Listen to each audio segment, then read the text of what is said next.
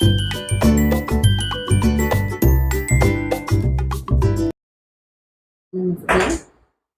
ഞാൻ ശ്രീരേഖ.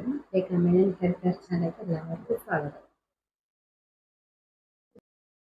എല്ലാവർക്കും സുഖമല്ലേ? ടിപ്സും കാര്യങ്ങളൊക്കെ മുടങ്ങാതെ ഉപയോഗിക്കണം കേട്ടോ. എന്നും പറയുന്ന പോലെ വലിയ വലിയ ടിപ്സ് ഇല്ലെങ്കിൽ കുഞ്ഞു കുഞ്ഞു ടിപ്സ് ആണെങ്കിലും നിങ്ങളത് എപ്പോഴും ഉപയോഗിക്കണം കേട്ടോ. കാരണം മുടി എപ്പോഴും ഹൈഡ്രേറ്റ് ആയിട്ടിരിക്കണം. ഡ്രൈനെസ് ഒക്കെ മാറ്റണം കേട്ടോ. ഡ്രൈനെസ് മാറ്റിയാലേ നമുക്ക് താരനം കാരണങ്ങളൊന്നും ഉണ്ടാവില്ല കേട്ടോ. അപ്പോൾ വളരെയധികം ശ്രദ്ധിക്കാം. അപ്പോൾ ഒരു സംശയം ചിലർക്കുണ്ട്, ഫുഡ് ഒരു ബാധകമാണോ മുടി കൊഴിച്ചിലെന്ന് പറഞ്ഞു. തീർച്ചയായിട്ടും കേട്ടോ. അതായത് ഡയറ്റ് ആൻഡ് ന്യൂട്രീഷൻ എന്ന് പറയും. നമ്മൾ കഴിക്കുന്ന ആഹാരത്തിലൂടെയാണ് നമുക്ക് മുടി കാര്യങ്ങളൊക്കെ വളരുന്നത് കേട്ടോ. ഗ്രോത്ത് ഉണ്ടാക്കുന്നത് അങ്ങനെയാണ്. അപ്പോൾ നമ്മൾ ചിലപ്പോൾ ഈ അയണിൻ്റെ കുറവ് കൊണ്ട് മുടി കൊഴിച്ചിലുണ്ടാവാം കേട്ടോ. അയൺ കുറയുമ്പോൾ മുടി കൊഴിച്ചിലുണ്ടാവും. പക്ഷെ നമുക്ക് എന്താണെന്ന് അറിയുന്നുണ്ടാവില്ല. താരനുണ്ടാവില്ല ചിലവർക്ക്. പക്ഷെ ഈ ഫുഡിൻ്റെ ഇത് കൊണ്ടിട്ട് നമുക്ക് മുടി കൊഴിച്ചിലുണ്ടാവും. അപ്പം നമ്മൾ അയൺ കൂടിയ ഭക്ഷണങ്ങൾ കഴിക്കാം കേട്ടോ. ചീര പോലെയുള്ളതും നട്ട്സ് പോലെയുള്ളതൊക്കെ കഴിക്കാം നമുക്ക് കേട്ടോ. അതുപോലെ തന്നെ ഒമേഗ 3 ഉള്ളത് നമുക്ക് കഴിക്കാം കേട്ടോ. ഒമേഗ 3 ഉള്ള നട്ട്സ് ആൻഡ് സീഡ്സ്, അതുപോലെ സവാള കൂടിയ ഫുഡുകൾ, ഇതുപോലെ നമുക്ക് പല പല മില്ലറ്റ്സ് കിട്ടും കേട്ടോ. അതും ഇതുപോലെ കഴിക്കാം നമുക്ക്. അപ്പോൾ ഇതെല്ലാം നമുക്ക് ഹെയർ ഗ്രോത്തിന് കാരണമാകും. ചിലവർ ഡയറ്റ് നോക്കും, ഭക്ഷണം കുറയ്ക്കും, വണ്ണം കൂടണമെന്ന് പറഞ്ഞ് ഭക്ഷണം കുറയ്ക്കും. അപ്പോൾ അതിൽ ചില പ്രോട്ടീൻ കാര്യങ്ങളൊക്കെ ഉണ്ടെങ്കിൽ അവർ ഒഴിവാക്കുന്ന ഭക്ഷണം, ആ ഭക്ഷണത്തിലായിരിക്കും പ്രോട്ടീൻ കാര്യങ്ങളൊക്കെ ഉണ്ടാവുക. അപ്പോൾ അത് മൂലം, പ്രോട്ടീൻ്റെ കുറവ് മൂലം നമുക്ക് മുടി കൊഴിച്ചിലുണ്ടാവാം കേട്ടോ. അപ്പം നമ്മളത് വളരെയധികം നമ്മൾ ശ്രദ്ധിക്കാം. പിന്നെ കൂടാതെ നമ്മളുടെ ശീലങ്ങളുണ്ടല്ലോ, ആ ശീലങ്ങൾ മുഖാന്തരം നമുക്ക് മുടി കൊഴിച്ചിലുണ്ടാവാം. എന്തൊക്കെയാണത്? ഒന്ന് ഉറക്കമില്ലായ്മ കേട്ടോ. കൂടുതൽ ഉറക്കം കിട്ടാതെ വരുമ്പോൾ നമുക്ക് ഇതുപോലെ മുടി കൊഴിച്ചിലുണ്ടാവും. നമ്മുടെ കംപ്ലീറ്റ് സിസ്റ്റം മാറിപ്പോകും ഉറക്കമില്ലെങ്കിൽ.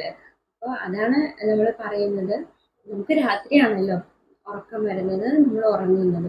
അപ്പോൾ അതിൻ്റെ എല്ലാ ഓർഗൻസും ഓരോന്നിനും ഓരോ തരം ഫങ്ഷൻസ് ആണുള്ളത് കേട്ടോ. അപ്പോൾ പകല് നമ്മൾ ഉറങ്ങിക്കഴിഞ്ഞാൽ പകല് ക്ഷീണം കൂടാൻ കാരണം എന്താണെന്നറിയോ? പകല് ആക്റ്റീവ് ആവേണ്ടതാണ്. നമ്മളുടെ ഓർഗൻസ് കാര്യങ്ങളൊക്കെ ആക്റ്റീവായിക്കൊണ്ടിരിക്കുന്ന സമയത്തായിരിക്കും നമ്മൾ പിടിച്ച് കിടത്തുന്നത് വരെ. അപ്പോൾ നമ്മൾ പറയുന്നത് കേട്ടിട്ടുണ്ടോ? അപ്പോൾ പകൽ ഉറങ്ങിയാൽ ക്ഷീണം കൂടണം എന്ന് പറയുന്നത് കേട്ടിട്ടുണ്ടോ? അപ്പോൾ ഇത് പ്രവർത്തിക്കേണ്ട സമയത്ത് നമ്മൾ അവരെ കിടത്താണ്, മനസ്സിലായോ? അപ്പോൾ അത് നമുക്ക് വളരെയധികം പ്രയാസം ഉണ്ടാക്കും. അപ്പോൾ ക്ഷീണം ഉണ്ടാകും, വളരെയധികം ക്ഷീണം ഉണ്ടാകും. ചിലർ പറഞ്ഞു കേട്ടിട്ടുണ്ടോ, എത്ര ഉറങ്ങിയിട്ടും മതിയാവുന്നില്ല, പകൽ ഉറങ്ങിയാലോ ഉറക്കുന്നത്. അതായത് കാരണം ഇതാണ് കേട്ടോ.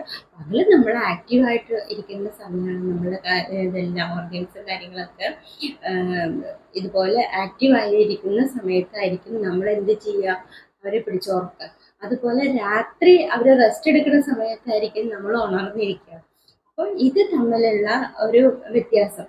ഇതുകൊണ്ട് നമുക്ക് ഒരു പ്രശ്നം ബോഡിയിലുണ്ടെങ്കിൽ അത് മൊത്തത്തിൽ നമ്മളെ ബാധിക്കും അല്ലേ? അറിയാതെ. അപ്പോൾ ഇപ്പം നമ്മൾ ദഹനം ശരിയായില്ലെങ്കിൽ അത് പലതരം പ്രശ്നങ്ങൾ ഉണ്ടാവും അല്ലേ? ഗ്യാസ് ഫോം ചെയ്താൽ നമുക്ക് അവിടെ ഇവിടെയൊക്കെ വേദനയായിരിക്കും അല്ലേ? പിടിച്ചിങ്ങനെ മുഴച്ച് കയറണ പോലെയൊക്കെ തോന്നും. പിന്നെ നെഞ്ചുവേദന എടുക്കും, കൈവേദന, കാലുവേദന, ഇങ്ങനെ വളരെയധികം പ്രശ്നങ്ങൾ ഉണ്ടാവും കേട്ടോ ഈ ഗ്യാസ് ഫോം ചെയ്യുമ്പോൾ. അതുപോലെ കഫം കൂടും. ദഹനം ശരിയല്ലെങ്കിൽ കഫം കൂടും. കഫം കൂടിയാലോ വീണ്ടും ഫുഡ് ദഹിപ്പിക്കാനുള്ള പ്രവണത കുറയ്ക്കും. അങ്ങനെ ഇതിങ്ങനെ വന്നുകൊണ്ടേയിരിക്കും. അപ്പോൾ എല്ലാം ഫുഡിനെ ആശ്രയിച്ചിരിക്കും കേട്ടോ. നമ്മളെ ഹെയർ ഗ്രോത്ത് ഒക്കെ ഫുഡും മെയിൻ ഒരു ഘടകമാണ് കേട്ടോ. അപ്പോൾ നമ്മൾ അത് ശ്രദ്ധിക്കുക. ഉറക്കം അത് ശ്രദ്ധിക്കുക കേട്ടോ. രാത്രി അധികം വൈകാതെ കിടക്കുക. ഇതെല്ലാം നമുക്ക് ക്ഷീണം കൂടും. നമ്മൾ ഇതന്നെ എല്ലാം വിപരീതമായിട്ട് ചെയ്യുമ്പോൾ പിറ്റേ ദിവസം നമുക്ക് രാവിലെ എണീക്കാൻ തോന്നില്ല അല്ലേ? അതുപോലെ സൂചിപ്പിച്ചല്ലോ, നമ്മൾ ഫാനിൻ്റെ ചുവട്ടിൽ കിടക്കുമ്പോൾ നമുക്ക് പിറ്റേ ദിവസം നേരെ വെളുത്ത് എണീക്കുമ്പോൾ ഭയങ്കര നീരുവീഴ്ചയായിരിക്കും. മേലെല്ലാം നീരുവീഴ്ചയായിരിക്കും.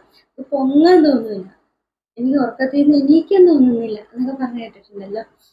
ഇതൊക്കെയാണ് ആ പ്രശ്നങ്ങൾ. ഇതെല്ലാം നമുക്ക് ഡയറക്റ്റും ഇൻഡയറക്റ്റും ഒക്കെ ആയിട്ട് നമുക്ക് നമ്മുടെ മുടിയെ ഇതെല്ലാം ബാധിക്കും കേട്ടോ. അപ്പൊ ഇതെല്ലാം വളരെയധികം നമ്മൾ ശ്രദ്ധിക്കേണ്ട കാര്യങ്ങളാണ് കേട്ടോ. അപ്പം നമ്മൾ വേണ്ട ആഹാരം അകത്തേക്ക് കൊടുക്കാം. അതുപോലെ വെള്ളം ധാരാളം കുടിക്കണം.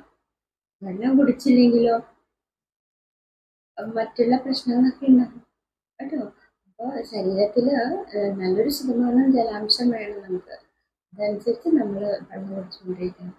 കൂടുതൽ വിയർക്കുന്നവർ കൂടുതൽ വെള്ളം കുടിക്കണം കേട്ടോ. അപ്പോൾ അതെല്ലാം വളരെയധികം ശ്രദ്ധിക്കണം. ഇത് നമ്മൾ കാര്യമാക്കാതെ പോയാൽ നമുക്ക് പല അസുഖങ്ങളും വരും.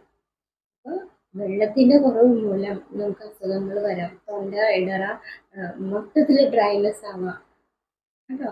അപ്പോൾ ശരീരത്തിൽ എപ്പോഴും ജലാംശം വേണം. അതുപോലെ തന്നെ നമ്മുടെ മുടിയിലും ജലാംശം വേണം. അതുകൊണ്ടാണ് ഞാൻ എപ്പോഴും പറയുന്നത് എപ്പോഴും മുടി ഹൈഡ്രേറ്റ് ആയിട്ടിരിക്കണം എന്ന് പറയാൻ കാരണം കേട്ടോ. നമ്മൾ വെള്ളം കുടിക്കാൻ മാത്രമല്ല, പിന്നെയോ യൂറിൻ പാസ് ചെയ്യുക കൂടി ചെയ്യണം. എന്നാലാണ് നമ്മുടെ ശരീരത്തിലുള്ള അമിതമായിട്ടുള്ള കൊഴുപ്പും കാര്യങ്ങളും പിന്നെ മോശമായ ഇതെല്ലാം നമ്മൾ യൂറിനിലൂടെയാണ് പോകുന്നത് കേട്ടോ. ഡോക്ടർമാർ പറഞ്ഞു കേട്ടിട്ടില്ലേ, ധാരാളം വെള്ളം കുടിച്ച് മരുന്ന് കഴിക്കും. ഇപ്പൊ നമ്മൾ ഉദാഹരണം ഒരു ചെറിയൊരു എക്സാമ്പിൾ പറയാം. യൂറിനറി ഇൻഫെക്ഷൻ എന്ന് പറയും അല്ലേ, മൂത്രത്തിൽ അല്ലേ പഴുപ്പുള്ളവർ. അപ്പോൾ അവർ എന്ത് ചെയ്യുക, ധാരാളം വെള്ളം കുടിക്കുക, മരുന്ന് ഡോക്ടറെ കണ്ട് മരുന്ന് കഴിക്കുക, ഇതെല്ലാം ചെയ്യും.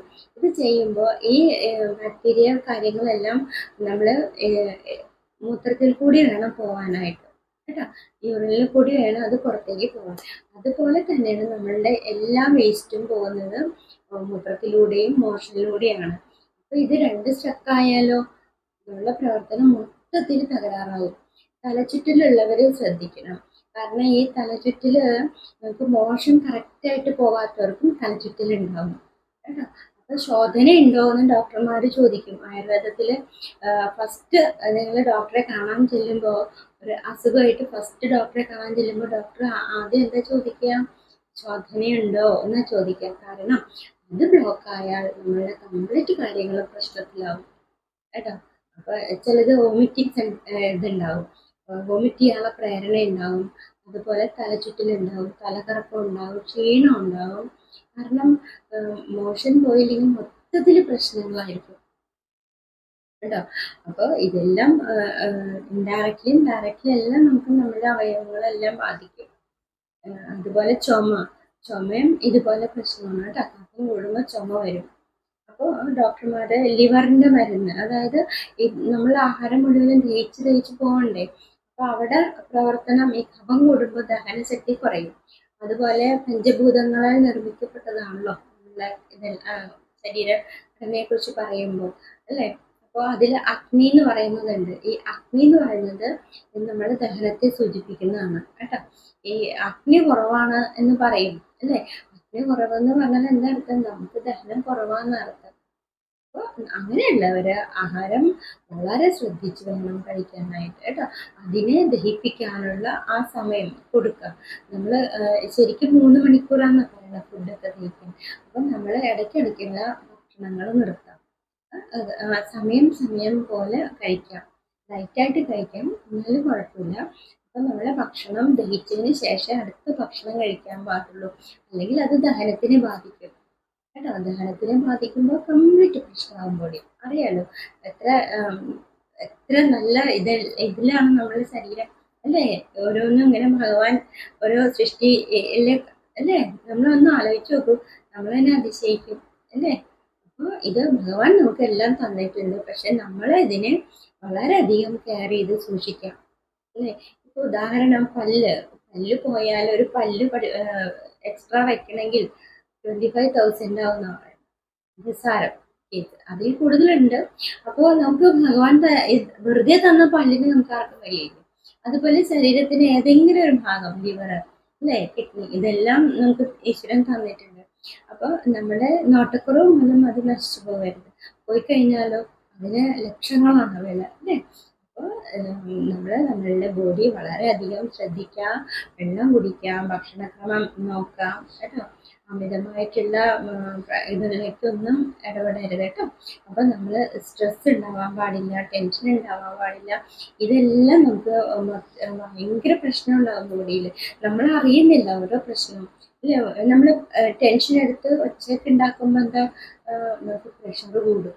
പ്രഷർ കൂടുമ്പോൾ ഇതുപോലെയുള്ള സംഭവങ്ങളാണ്. നമ്മളുടെ ക്ഷീണം കൂടും, പ്രഷർ കൂടുമ്പോൾ തളർച്ച വരും, നമുക്ക് ഒന്നും ചെയ്യാൻ തോന്നില്ല. അങ്ങനെ ഒന്നൊന്നിനെ ഇങ്ങനെ ആശ്രയിച്ചിരിക്കും കേട്ടോ. അപ്പോൾ അതൊന്നും ഇല്ലാണ്ട് നല്ല എന്താ പറയുക, നല്ല രീതിയിൽ നമ്മൾ ശരീരം ശ്രദ്ധിക്കാം കേട്ടോ. ശ്രദ്ധിച്ച് മുന്നോട്ട് പോവുക. നമ്മുടെ ജോലി തിരക്കിൻ്റെ ഇടയിലൊക്കെ നമ്മളെ ശ്രദ്ധിക്കാതെ പോകും. അപ്പോൾ അത് വളരെയധികം നോക്കണം കേട്ടോ. എത്ര ഇതാണെങ്കിലും നമ്മൾ നമ്മളെ തന്നെ കെയർ ചെയ്യണം. നമുക്ക് വയ്യാതെയായാൽ നമ്മൾ തന്നെ അനുഭവിക്കേണ്ടി വരും. അപ്പോൾ അതിനുള്ള ഇട കൊടുക്കാതെ നമ്മൾ ശ്രദ്ധിക്കാം. ഈ കുഞ്ഞു കുഞ്ഞു ടിപ്സും കാര്യങ്ങളൊക്കെ പറയുന്ന പോലെ ചെയ്യാം കേട്ടോ. ശരിക്കും ഈ പറയുന്ന പോലെ വെള്ളം നമുക്ക് അത്യാവശ്യമാണ്. വെള്ളം കുടിക്കുക, ഭക്ഷണങ്ങൾ അതുപോലെ ബ്രേക്ക്ഫാസ്റ്റ് ഒഴിവാക്കരുതെന്ന് പറയും കേട്ടോ. ബ്രേക്ക്ഫാസ്റ്റാണ് മെയിൻ കഴിക്കേണ്ടത്. അപ്പം അതും നമ്മൾ ശ്രദ്ധിക്കാം. പിന്നെ വലിയൊരു ഇതാണ് കേട്ടോ കുടിക്കുക. നമ്മൾ കഴിക്കുന്ന ആഹാരത്തിലൂടെയും നമുക്ക് മുടിയുടെ കളറും കാര്യങ്ങളും ഹെൽത്തും ഒക്കെ അതും ഒരു ഭാഗത്താണ് കേട്ടോ. പിന്നെ നമ്മളുടെ ടിപ്സും കാര്യങ്ങളും ഉപയോഗിക്കുക, എണ്ണകൾ ഉപയോഗിക്കുക, ജെല്ല് ഉപയോഗിക്കുക, മാറി മാറി ഉപയോഗിക്കുക എല്ലാം. അപ്പോൾ ഇതുപോലെ നമുക്ക് നെഞ്ചരിച്ചിലുണ്ടാവും അല്ലേ. നെഞ്ചരിച്ചിൽ ഭയങ്കര പ്രശ്നമായിട്ട് വരും. ഇതെല്ലാം ഗ്യാസ്, നമ്മൾ കഴിക്കുന്ന ഭക്ഷണം ദഹിക്കാതെ വരുമ്പോഴാണ്. അങ്ങനെയുള്ളവർ ദഹനശക്തി കുറവുള്ളവരാണ്. അവർക്ക് പറയുന്നത് അഗ്നി കുറയുന്നു എന്ന് പറയുന്നു കേട്ടോ. അപ്പോൾ അതെല്ലാം വളരെ ശ്രദ്ധിക്കാം. റോബസ്റ്റ് പഴം നല്ലതാണ് ഗ്യാസിനൊക്കെ, ഇത് കഴിക്കാം കേട്ടോ. അപ്പോൾ പഴങ്ങളിൽ റോബസ്റ്റ് കുഴപ്പമില്ല, ഗ്യാസിനൊക്കെ നല്ലതാണ്. അപ്പോൾ ഇതുപോലെ പല പ്രശ്നങ്ങളും ഉണ്ടാവും നമുക്ക്. നമ്മൾ നമ്മുടെ ബോഡി ശ്രദ്ധിക്കാം. ഇതുപോലെയുള്ള ഈ പറയുന്ന കാര്യങ്ങളൊക്കെ ശ്രദ്ധിച്ച് ചെയ്യണം കേട്ടോ. അപ്പോൾ നമുക്ക് വളരെയധികം ഗുണമാണ് ഇതെല്ലാം. പിന്നെ അന്ന് പറഞ്ഞ പോലെ സയാറ്റിക്കിൻ്റെ പറഞ്ഞത് സഞ്ചരിക്കുന്ന വാദം, അവർ കൂടുതൽ വയർക്കാതെ നോക്കണം കേട്ടോ. അതുപോലെ ഈ ശോധന നിൽക്കാതെ നോക്കണം. ചിലർക്ക് ശോധന വന്നു കഴിഞ്ഞാൽ അത് തടസ്സമായിട്ട് വന്നാലൊക്കെ സയാറ്റിക്ക് പ്രശ്നമുണ്ട് കേട്ടോ. അങ്ങനെ വാദമുള്ളവർക്കൊക്കെ അത് ബുദ്ധിമുട്ടാണ്.